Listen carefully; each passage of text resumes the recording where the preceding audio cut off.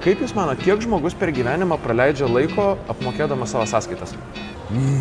Nu, jeigu vieną trečdalį pramiega, antrą trečdalį dirba, trečią trečdalis kažkoks blūras, tai turbūt pusę to trečio trečdalio ir pramoka sąskaitas. Nu, daleiskim 10 metų. Gal 50 valandų.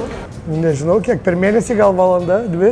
Mes bandėm skaičiuoti Lietuvoje, vidutiniškai žmogus gyvenamas tą vidutinį laiko tarpą praleidžia apie netoli 70 darbo dienų. Tai iš to kyla paprastas klausimas, o kaip Jūs optimizuojat savo laiką, kaip Jūs bandot sutaupyti laiką? Aš užsiemu savo veiklą, aš žinau, ką aš moku geriausiai ir aš tą darau. Okay. Ir laikas, jis negali būti iššvaistytas ir tada svarbu būti in the flow. Kažkaip visiškai nesureikšminu to, kad čia man dabar reikia mokėti ar atsidėti laiko tam, kad susimokėti.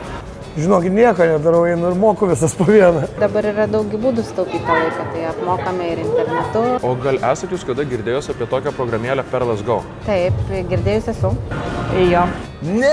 Perlas Go tai programėlė, kur vienu prisijungimo akimirksniu galite sumokėti visas būsto sąskaitas nemokamai ir prisidėti kokias nori dar sąskaitas galite. Ir da jas apmokėti, tai ten laiko susitaupo, wow, gal pabandom? Galim bandyti? Galim pabandyti. Taip, atsisiųsime Perlas Go programėlę.